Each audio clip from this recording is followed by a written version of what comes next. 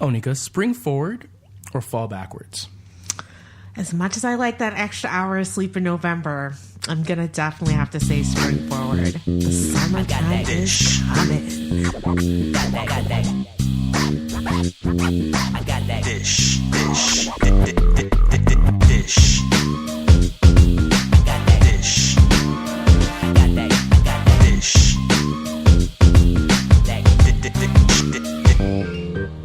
Dish. Hey, y'all. It's Onika. And JR. And you are dishing with Dainty Dish. How you doing today, JR? I am doing fantastic. The sun's out. You know, it's springtime, I guess, apparently, because the sun's circulating the Earth. Yes, it's rotating. It's around rotating. the Earth. Was that what I mean? Yeah. It's rotating. The Earth is rotating around the sun. That's what I should have said. Yeah, I don't know. It's nice out. The sun again. I'm seeing the sunlight in the morning, which is nice. I wake up in the morning and the sun's out, as opposed to like starting my day and it's like pitch black. Darkness. And then I get home and it's like pitch black again. So I'm doing good. What about you? What's up? I'm doing all right. I too am enjoying this new shed of sunlight in my life. It was a tough winter. It was a tough winter. Not a lot got done. Not gonna lie to you. Not a lot got done. So we're hoping in spring, you spring into motion, you spring into action, you spring forward. So I'm not 100% feeling it quite yet, but I know as the weeks go on, I'm gonna really get into it. Probably around April. I always give myself till April. All I hear is excuses. Well, I'm telling myself I'm starting jogging April 1st, and I'm also telling myself I'm quitting smoking March 27th. So I feel like if you go back to like last year's episodes around this time, you were saying the exact same thing. I don't have New Year's resolutions. I have spring resolutions. I have the spring ones. I call that lazy, but you can call it whatever you want. Call it what you will. Call it what you want. I'm setting goals. Okay. And that's the most important part. All right. But it was kind of a funny thing. I was looking up daylight savings time, just to Google it, just for shits and giggles. And I had no idea when we had the episode last year about seasonal affective disorder that it was directly correlated to daylight savings time. I didn't think about it. I just thought, okay, it's October. I feel low. I'm not feeling that great. Don't know what's going on, but I'll feel better in a couple months. You're on your own with that one, because I'm pretty certain that, you know, seasonal affective disorder has to do with the seasons, and the seasons change, the time changes. That's like the sign the seasons are changing when time. I didn't think about the time. I didn't think about the time, that hour lost, or sorry, that hour. Yeah, is it lost? Spring forward, fall backwards. Oh yes, that hour lost was going to be so detrimental to my health over the course of like the next couple of months. And now that we've gained an hour of time, I feel like so many possibilities. But I didn't have a set topic for today, actually. I thought we'd talk about the news. The news? The news. So, what's going on in mental health news? Okay. Well, before that, I mean, so do we want to like touch up on the seasonal affective disorder, or? Yeah, we could touch up on it a bit. Do you have some questions or something? No, I have no questions about seasonal affective disorder. I mean, I'm assuming, based on our last conversation and now you making the connection to daylight savings time, I think that's kind of we're going to see a lot of happier mental patients right now. Mental patients. That's what happier mental patients. That's what he said, guys. Hey. Happier, healthier mental health people. How about that? Sure. Happier, healthier mental health people. Yeah, I think there will be a drop in depression. Seasonal affective disorder specifically, it's as it says, it's seasonal. So once you hit the spring and summer, it disappears. You know, it goes away. And the things that I guess you need most during that like very dull period of time are things like vitamin D and serotonin. And that's what I feel like I didn't get enough of. I don't really like the concept of oral vitamin D. I don't think it probably does as much as sunlight does. So I didn't take it. And I don't believe in that sun lamp. Interesting. So I have a vitamin D deficiency, so I take supplements for that. And You do? How do you find them? they're fine. It's totally amazing. It's like in this wintertime, my place has no direct sunlight, so it kind of helps okay. in the wintertime. And yeah, it just gives you energy. And now I'm trying to get it back out in the sun, so take less supplements. But yeah, so I've done that. Works. I was never a vitamin taker. I'm going to be honest with you guys. My mom's always recommended I take a bunch of them, and I usually do not. But maybe I'll start if you say vitamin D works for you. Look, I'm not your healthcare professional. I'm not giving you any healthcare advice. I'm not giving you any advice, Monica. That's what he's saying. I'm just sharing my experience, and my experience says that I have a vitamin D deficiency, which was proven by a blood test. And in order to alleviate that problem, I have taken supplements. So I'm not here to tell you what to do. That's not what I'm about. No, you can't tell me what to do, JR. Thank you. But as I was saying, I wanted to talk about mental health in the news today. So, some of the emerging stories. There's been a lot going on with our universities, actually, recently. We've got some universities saying, like Western, they are holding a camp out on the 27th for mental health. A student had committed suicide about 9 years ago, and they started the Austin Bartlett camp out for mental health. And they're saying there's not enough student services to combat all the mental health problems that are going on within their university. Whereas you have somewhere like York University, who is starting a lot of new healthcare initiatives and putting things into place to help their students go through their mental health. So some of the things they're putting into place are things like the learning skills services, as well as the student accessibility services or student counseling and development services. That's at York. And those things are to provide a safe space for students to talk about their issues, their concerns, what's going on with them, and their mental health. This seems so very, I don't know, this all seems like a pile of junk to me. Really? Yeah. I mean, I'm just gonna be honest. Safe space. I feel you. I mean, it's just like, I feel like a lot of this is just excuses. They're just excuses for people that just aren't willing to put in the work. Like, everyone was so caught. Like, okay, my generation, I'm 34. Yeah, I'm 34. So, I mean, coddling was real. Like, and I know with like some of our younger cousins that are about maybe 10 years younger than me, they were coddled a lot more than I was. Yeah. And for lack of better words, they're a bunch of pussies. And I say that with the most respect. Woo! No, I say that with the most respect, but it's like, I don't think that the youth were prepared or empowered to take care of themselves, or I just feel like everyone's so weak. Like, how are you so weak? Like, I mean, are you talking about Gen I or iGen? iGen? Gen Z? No, not Gen Z. iGen. What's iGen? That's anyone born after 1996. That's Generation Z. They call it the iGen as well. Same way Generation Y is millennials. Same Yeah, thing. yeah. Okay. Nonetheless, yeah, they're very, very, like, I find them to be all soft. Like, even like, yeah, like, even like we hang out with like our little cousins, like, they're soft. Like, they're Pillsbury doughy. No, but you have to remember. doughy. You have to remember. There was another article too on social media. The advent of social media was like 2010, 2011.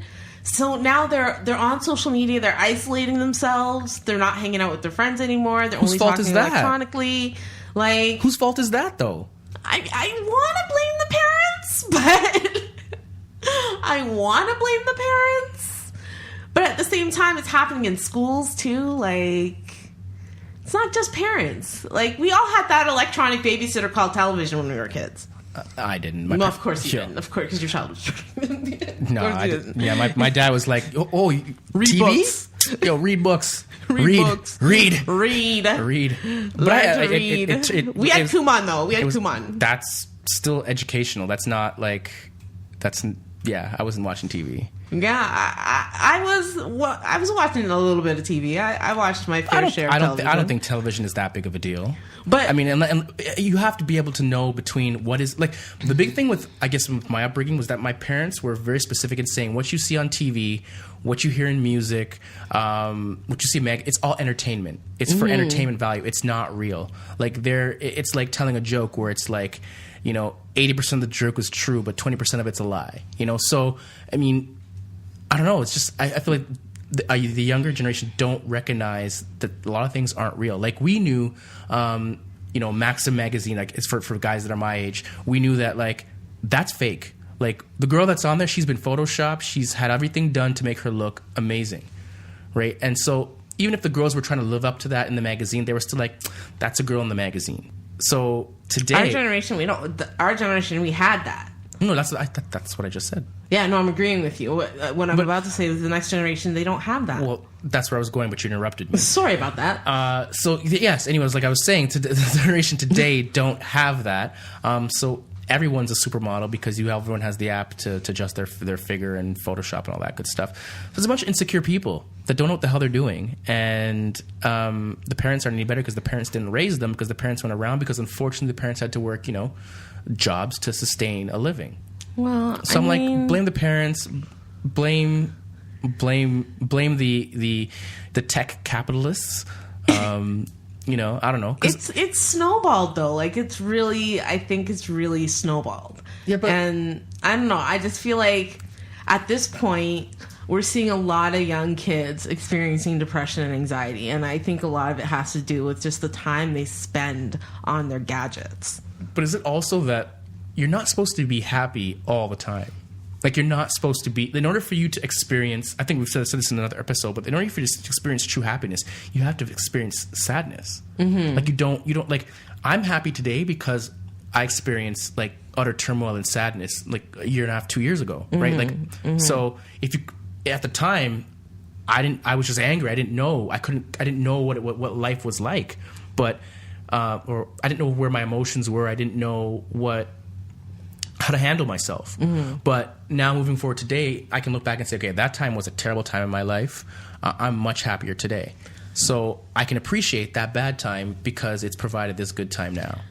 Instead of us always wanting to be, I'm not happy, I'm supposed to be happy all the time, I'm supposed to, everything's supposed to go my way. Like, that's not the reality. Like, life sucks. Life is boring. Life is full of challenges. And, we've got to do our best to, take on those challenges and create good outcomes, or even bad outcomes, and accept the bad outcomes and move on. I think what this generation has is a heightened form of teen angst. We had angst. We had the emotional stuff. We had all of that going on with us when we were kids, and we just called it angst. That's what it was. No, I mean, times have changed, and that things are like, you compare every generation. Like our generation, we had cell phones, right? So everyone had a cell phone. You could text message. You can call anybody anytime, right? Okay, well that grew, and then it became we can send videos and images and pictures and all that stuff at any given time. So I mean, it's just as time evolves, there's different challenges that every generation has to face. I don't think any generation has had it worse off. I just think that because you have to compare it to the generation that was before it, not two generations. So I mean, I don't know. Right now, they're weak. Back to my original statement. I don't know. I would beg to differ. I don't think that they're weak. I think, like you said, we all have challenges, and I think the biggest challenge for this generation is things like social media and dealing with depression and anxiety. Because I don't think it's from what I'm reading, it seems as if it's not it's a generational thing. Like depression and anxiety is becoming like something that's happening to a lot of young people. Yeah, the people not necessarily older people such as ourselves. The participation medal generation. Everyone got a ribbon generation. Yeah, like I was the first. I remember being like the first of that generation of getting a participation medal. It didn't mean much to me because I was like, oh, it's purple. I don't like purple, right? But you remember the purple ribbon? Like it was the worst ribbon. Like it was worse than the yellow ribbon. Oh my goodness. The purple ribbon. Yeah. Oh. So I mean, but it didn't really mean much because I didn't really understand it. And like the older kids would always just make fun of you. Oh, you got a participation medal. They literally make fun of you. So you didn't even want to brandish it anywhere, right? So, but now it's like everyone gets a participation medal. Everyone gets a first place medal now. And I think the bigger challenge is when you get out into there's that huge wake up moment, depending on when you enter the real world, whether it's at 17 or 18 or whether you go off to like college, university and come out at 21, 22. But there's a rude awakening when you get out there and you realize nobody cares about you. What you think doesn't matter. And yeah, like everything that you were taught is not necessarily a lie, but it was an exaggeration. Gosh, drop the mic. Drop the mic right now. You're speaking facts. This is all off the top. This is all off the top? This is all off the top? This is all off the top. Well, I'm gonna... Your facts. So give me some facts. It's just, for me, it's really affecting the young women. 1 in every 5 girls ages 12 to 17 have experienced major depression in 2017. 1 in every 5 girls. I don't even believe that stat. Like I don't believe it. Like I just don't. Like no. I know you got it from a scholarly source. I'm not gonna try and okay. Like I'm just saying in my mind. I'm like I don't believe it. But I know you got it. I know that was a legitimate stat. But still, like, okay, so what? You were a little depressed. It's not so what you're a little depressed, though. I mean, it's your whole life. Like, it feels like your whole life is falling into ruins. I remember I was one of the few people that I knew at 14 that could say, you know what, I think I'm depressed. Like, shit was going down. I wasn't feeling too hot about myself. Like, I was depressed. I was deeply, and every day felt like just anguish. Like, going to school, getting out of bed, socializing with people. So doing the things that you're supposed to do brought you depressed, made you depressed? No, my circumstances made me depressed. What I was going through at the age of 14, if you recall, that's what caused my depression. And the fact that I didn't deal with it later on continued the depression. So are you basically telling me that 1 in 5 women just has some sort of trauma from their youth that they just haven't gotten over? That's basically what you're telling me. I wouldn't say that. I still want to link it back to social media. Why is everything linked back to social media? Like, I feel like... the reason I say how is everything linked back to social media, because I know a lot of people that are, I guess I've met recently that are probably in their early 20s, and a lot of them don't use social media. So I don't know how. I don't know if I could say social media is like the 18 to 25. You mean? Yeah. And they don't use social media? I've met a few. Yeah. But that's a slim pickings. I don't know. I don't know everybody. I don't know everybody in the city. I don't know. I can't say. I can say out of the people that I've met, I can give you a number and say 30% of the people that I've met don't use social media. And that's accurate based on the people that I met, but that's not an accurate. That might not be an accurate representation of actual Canadian population. Wow. If 30% of the people you've met are under the age of 25 and don't use social media, I think that's. I feel like that number is a little skewed because it's only the people you've met. I just said my bias. Like I just told you the bias. Your facts. I'm telling you, I told you the bias. like I told you. I said it's not necessarily an accurate reflection on the Canadian population. Like, so is this how women do it? You just don't listen? We don't listen. Then we repeat back to you what you said to us in a different way. So maybe that's why you're all so that's angry. That's why I have a BA in BS. So it's not history. So is that why all the women are depressed because they don't listen and then they end up not having the things the way they want them because they didn't listen? No, that's not why. That's not real. That's not real. That's not a real thing. Okay. But let's move away from social media. Fine. Yeah. We'll move away from social media. Yeah. What else is there? Sadder story in the news, but with a feel-good ending. University of Alberta students are rallying together because one of their member students was evicted from their campus dorms for attempting to commit suicide. Evicted.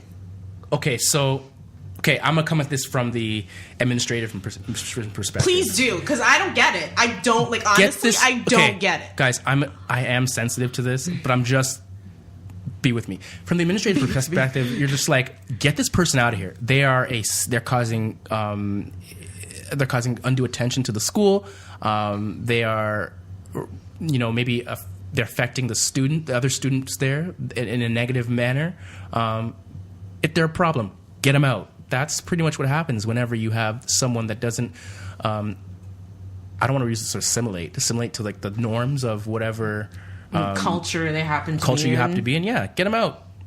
Like I can't agree with this. Like, instead of get him or her the help they need, let's just throw them on the street. Like, no. You just said throw them on the street. No, evict them from their campus dorm. That does not mean that you're no longer able to go to the school. It does not mean that you're not able to attend the college or university. It just means that you cannot live in residence.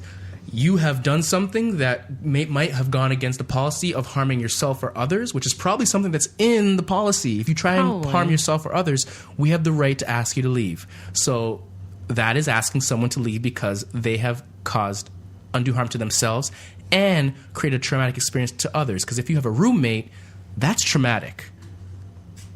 That's true. So pack your bags and get out. Go get some help. Not here. We're an institution. We teach people who want to be taught. But this just goes back to the lack of services. No, because the school isn't responsible. The school is responsible for helping you get your education, getting your bachelor's, your diploma, your certificate, your master's, your PhD, whatever. The school is not there to help you with your life. They're here to help you get a piece of paper. That's the school's job. What about when school is your life? When I'm off at school, and school is taking up like the majority of my time and the majority of my day, and I'm in lectures and I'm dealing with teachers and I'm dealing with other students, like I'm living on campus, I'm doing the dorm life. School is your life. So your mental health is a part of your life. So school should be, if they're not, responsible for that. The school is not responsible for your mental health. The school can provide programs to help people that might have challenges, but is not their focus. If you're telling me that if I'm going to a university and they're going to take money away from providing new beakers in the science room to go create a mental health whatever, I'm against that. Like, we're here to educate. We're here to provide the service that the university provides is education based on what you've decided your major is. So if you decide your major is business administration, if you decide it's marketing, it's biology, the school's job is to prepare you so that when you get that piece of paper at the end, everything behind you can say that this person committed the time, the effort, and obtained the proper grades in order to receive this paper. It doesn't say that this person is mentally stable. That's not what the school's. That's not what the school's there for. It's not to say you're mentally. It's not there to say you're mentally stable. It's not there to say that you are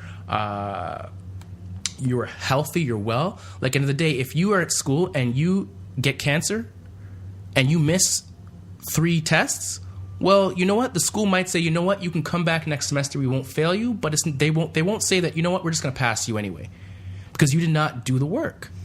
Yeah, but I'm not talking about whether we're doing the work versus not doing the work.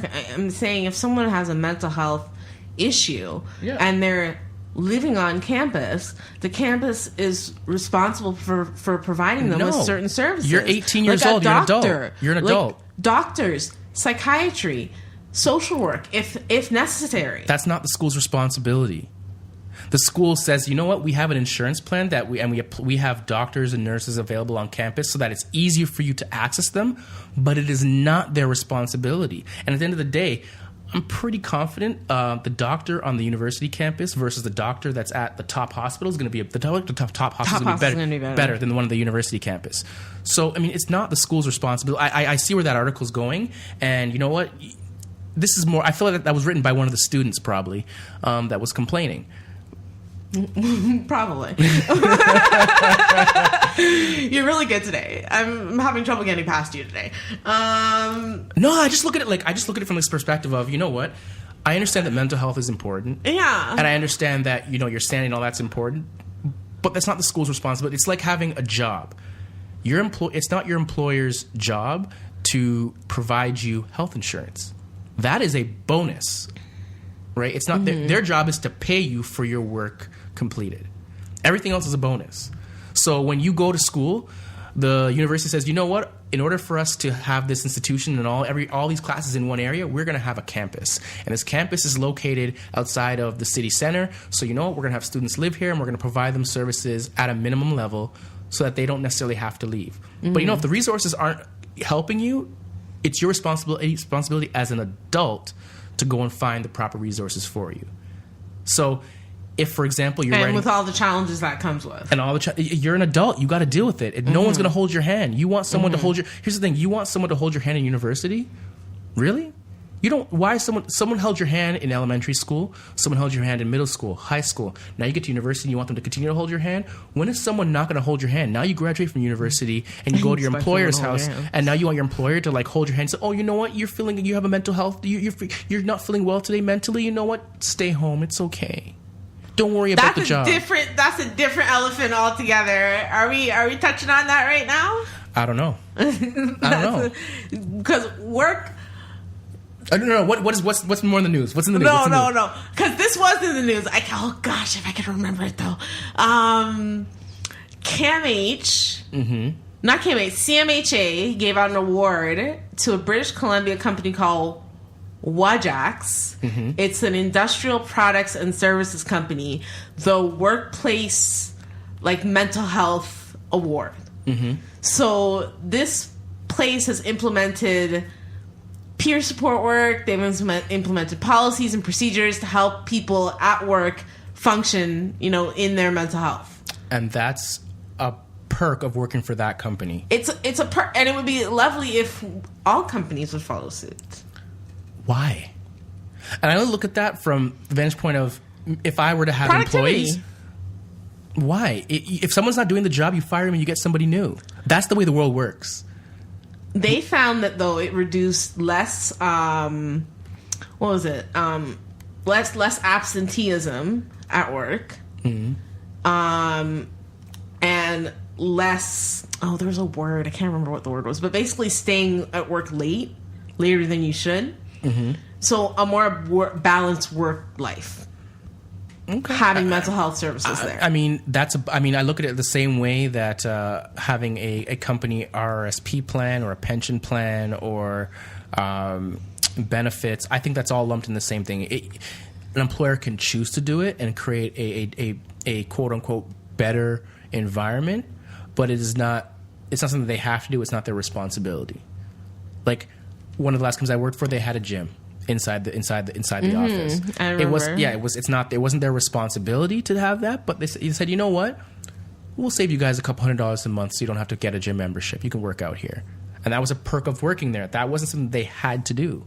Right? Like, I don't know. I don't like the idea. Mental health. I don't think mental health services should be a perk. I don't like the idea of it being a perk. Well, it's a healthcare service, so therefore it is a perk. Like, I don't. Mental health is health. It's part of your healthcare package. It's part of the healthcare. So if a company doesn't offer healthcare services or healthcare insurance or whatever it is, healthcare benefits, I think that's the proper word. Benefits. Yeah. That's not. You make a decision to work for that company.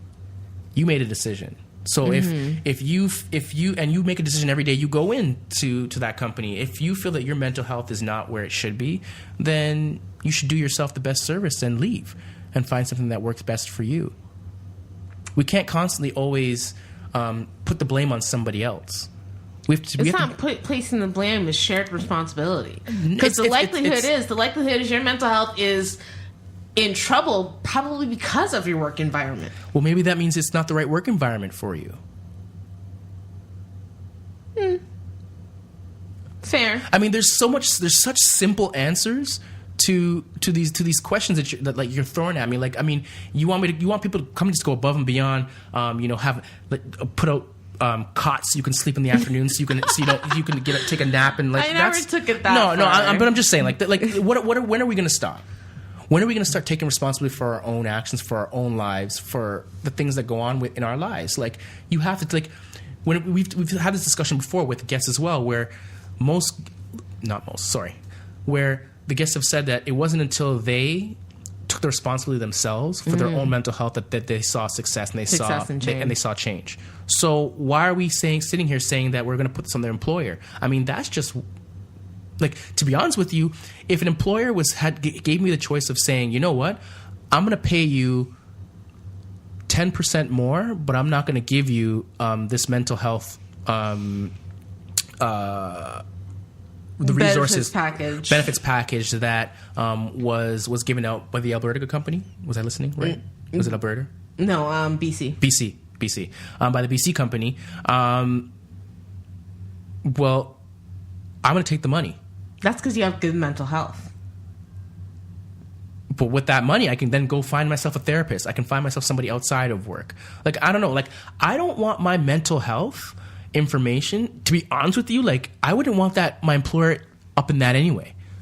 Like, that's, for me, that's a little, because we're all humans, and we all have biases, and we all have, these ideas in our head of what things are, and yeah, I just wouldn't.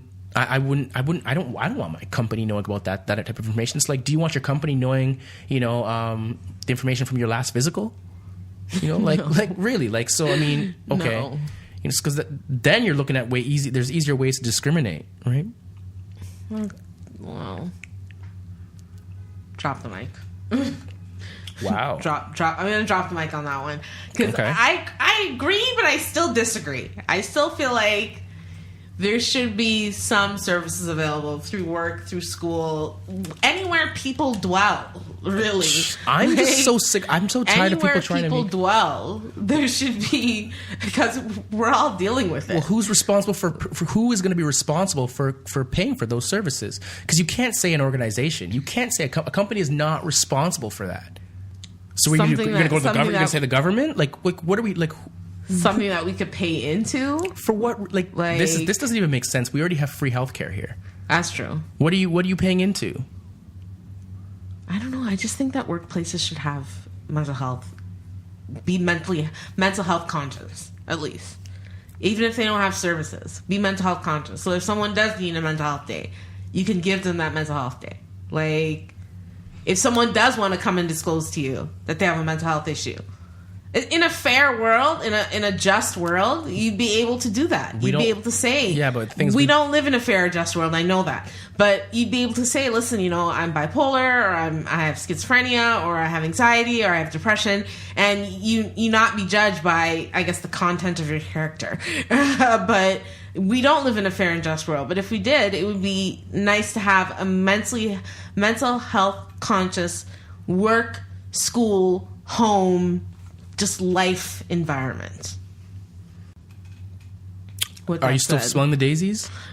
Are you still smelling them? I'm still sniffing them, yeah. Okay. They smell good. All right. They smell good. I mean, you basically want everyone else to pay for your idea. Who pays for it? Because if employers are paying for it, they're taking that out of your paycheck. So, great. If the government pays for something like that, it's coming out of your taxes. If you pay for it yourself, you have less income to deal with. Like, I don't know where this is coming from. Like, who's paying for it? What is this? Like, what's the purpose? I don't know. I don't think it makes sense. I don't know. Maybe it doesn't make sense in today's climate, but let's see what happens 10 years from now. Let's see what happens. Oh yeah, when all the little Zers are like 30 the little plus. iGens are 30 plus, and they're sitting on beanie bags and tapping on their MacBooks. If that's still a thing. That's millennials. We're sitting on beanie bags, sitting in their evergreen, their green conscious like spaces, and tapping away on their iPads. So we'll see. But going back to school, there was an interesting not criminally responsible case in the news. A gentleman named because I can't pronounce his first name, Hussein Ali, was found in May to be not criminally responsible for stabbing some military officers on a base in Saskatchewan, I believe it was. And he now is residing in the forensic floor, which is really like the mental health floor for criminals, at the St. Joseph's Hospital in Hamilton, and they have allowed him to start going to Mohawk College. So their plan was to have him be supervised for the first year and then unsupervised Okay. at Mohawk College. And this has caused a big stink to do. So I understand both sides. So which side do you want? Give me the side of Hussein Ali. So you want him to go to college? I want him to go to college. Okay, so I got to go. He can't go to college. Okay, You got to so- go. He can't go to college. Okay, ooh, shoot, I don't know how this goes. Okay, so And he's been found not criminally responsible. he's been found in not. May. He was found not criminally responsible. He's schizophrenic. I yeah. forgot to mention that. So here's the thing. So he was found not criminally responsible, but he was still responsible. Mm-hmm. So, is it safe to have someone like that around the campus? Is it going to cause tension amongst other students? So we're looking at the greater good on this one. Mm-hmm. For the greater good of the campus, is his presence a good thing, or is it a bad thing? Here's the thing, though. He's obviously been treated since May. According to the article I read, he still has some, like, his whole idea, like the whole narrative in his head was that the military are doing terrible things overseas, so they deserve to die. Right? That's the dialogue in his head. I'm not. It's neither here nor there. That's what was going on in his head. So he still has these thoughts, but he's medicated, I believe. So even though he's been found not criminally responsible, should he be allowed? And we asked this question. We didn't have an example of it when we had asked this question during the not criminally responsible episode, but should he be able to live his life? If he served his time, he wants to do something productive in society, he wants to go to this college, like, should he be allowed to just live his life and do, what he needs to do for himself? So, in an ideal world, yes, but we don't live in an ideal world, and we are judged based on our pasts. Everyone. So I'll go with who is there? We've got Mr. Chris Brown, who is always going to be judged based off of his What Chris Brown's going to be judged based off of. That experience that he had. There's another one I'm trying to think of. Iron Man. What's his name? Robert Downey Jr. Robert. Remember his thing with the. With the prostitute? Yeah. Yeah. He's always going to be judged based on that, right? So, I mean, we are judged based on our pasts. You can't undo your past. So, I mean, everyone on campus is going to be on edge. So, is that for the greater good of the people on campus, having him around, is that a good thing? Maybe not, because everyone else is going to be on edge. And I think the school accepted him, but because there was this whole, like, the Ontario Review Board was the one that said, yeah, like, we're going to allow him to go to school, and everyone's up in arms about it. So it's caused, it's caused it to be in the news. So I think they're backtracking now. They're stating that we can't reveal who our students are at this college. It's against privacy. But we take into consideration the safety concerns of everyone on campus. Yeah. So they might not have known. This is the thing. You don't know until you say something. Like, you don't know what's going on in a person's head until they reveal it to you. You don't know. This could be just a regular kid wanting to go and get some type of a diploma.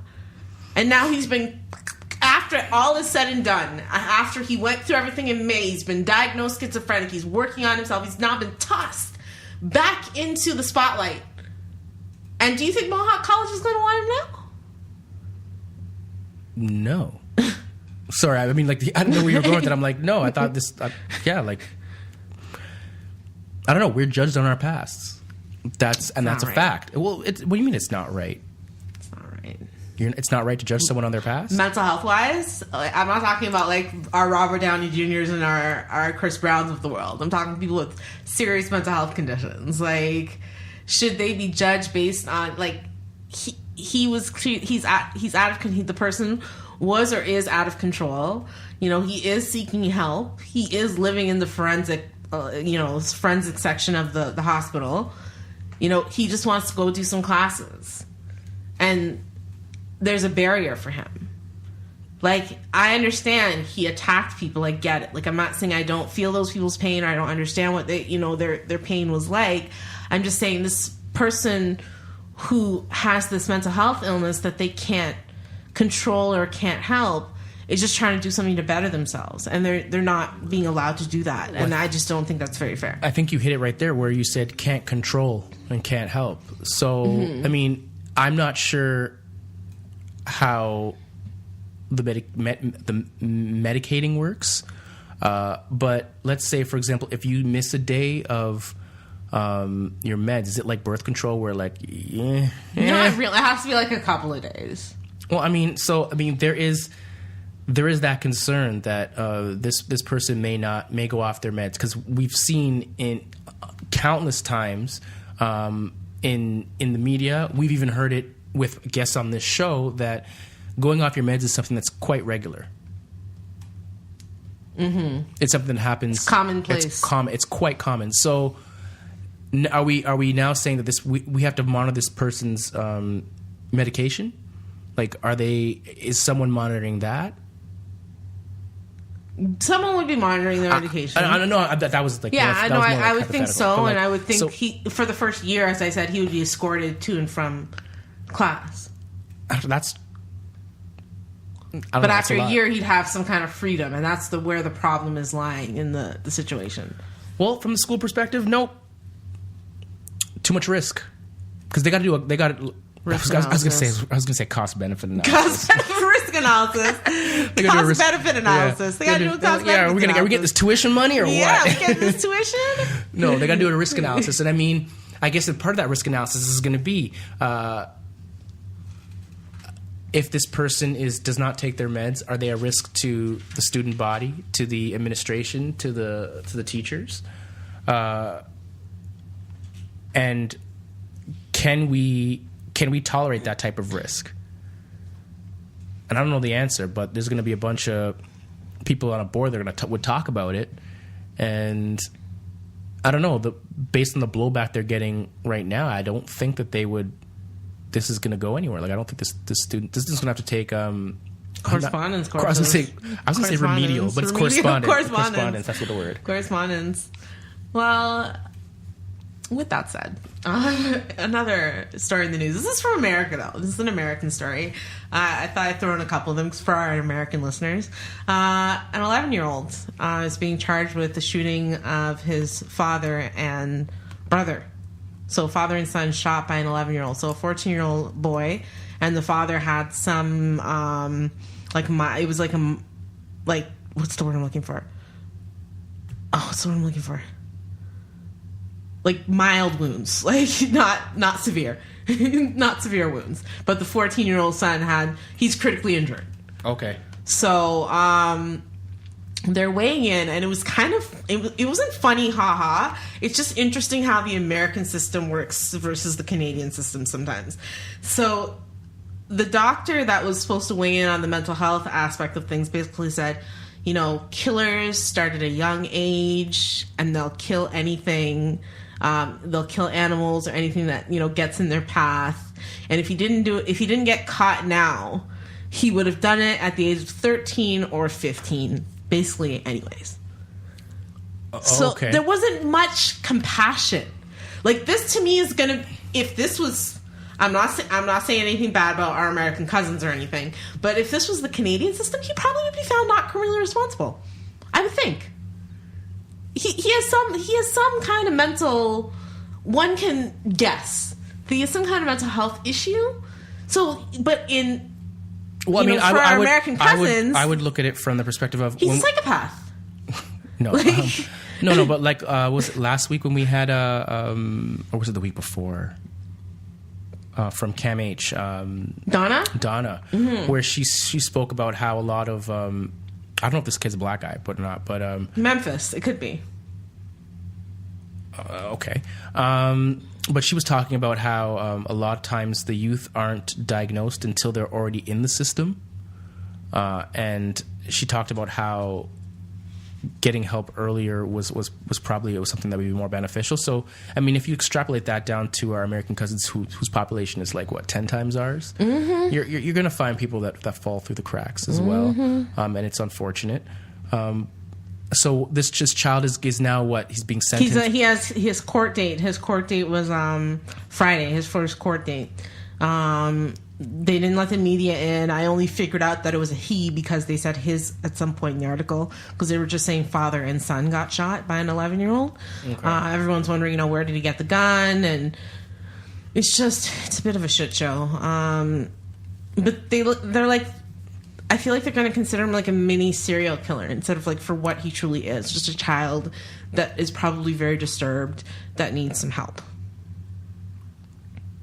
Okay, but what after you like shoot your father and your brother? Is that what it was? Yeah, it would have been his brother. How do you come back from that? I don't think you can really. I would vote for institutionalization versus like a criminal institution. That's probably what I would vote for. But someone I would put in a criminal institution is one Nikolai Brief, 30-year-old man in Tampa, Florida, who worked as not a peer support worker, a support worker in a mental health facility, sexually assaulted 3 women. Sorry, say that again? Nikolai Brief, 30-year-old man, sexually assaulted 3 women in a mental health facility. Is he a patient or is he a person? No, he was a worker. Like, he worked there. So this is the type of thing. This is the type of thing you don't want to hear about, and you don't often hear about, but when you do, you need to, like, shed some light on it. You need to make sure it's known that this stuff actually does happen, and it's very, very unfortunate. There was a groping incident. There was a sexual assault, apparently. Allegedly. Allegedly. That's what I mean, allegedly.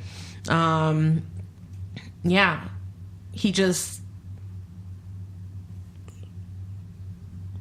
What is the word I'm looking for? He just abused his authority. Allegedly. Allegedly abused his authority. So I mean, that happens in a lot of places. We've got, I'm not going to name them, or I could. You could, go ahead. I mean, like, we've got, the church. Definitely happens in the church. Abusive. We've got, something in pop culture, like allegedly Mr. R. Kelly abusing power. Allegedly. Right? I wouldn't even use the word allegedly. I'm going to use the word allegedly because nobody was proven guilty in court, so I'm just going to say allegedly. Allegedly. Yeah, I mean, there's tons of situations. Well, that's all I'm going to say about our crazy cousins to the south. But one last feel-good story, because that one wasn't so feel-good, so I'm going to give you a feel-good one. Naked bungee jumper raises money for mental health for the BC Schizophrenia Society. Was it a guy, and was the cord tied around his... The cord was tied around his waist. It was actually several people that dived 150 feet. Did a free fall, and they raised $35,000 for BC Schizophrenia Society, and their cute little slogan was "Free from stigma, fear, and your pants." I thought that was cute. Okay. If you guys have any news stories that you've heard about recently related to mental health that you want to share with us, or you just want to say, hey, what's up? How you doing? Congratulations on getting out of seasonal affective disorder. Like, whatever, that kind of stuff. JR, tell them how they could reach us. Yeah, most definitely. You can reach us at Dysh, DYSH, at daintydish.com. That's DAINTYDYSH.com. You can also check out more of Onika and her lackluster opinions at onikadainty.com. Try. I'm joking. But check it out, onikadainty.com. You can also check her out on Instagram at Best of Onika, on Twitter at onikadainty. And yeah, thank you so much for listening. We truly appreciate you. If you're listening to us on Apple Podcasts, give us 5. Thank you so much. If you're listening to us on SoundCloud, YouTube, we truly appreciate you. Thank you so much. Yeah, that's it for me. Thank you very much, JR. Like I said, that has been the dish of the day, and I hope y'all have yourselves a very, very, very happy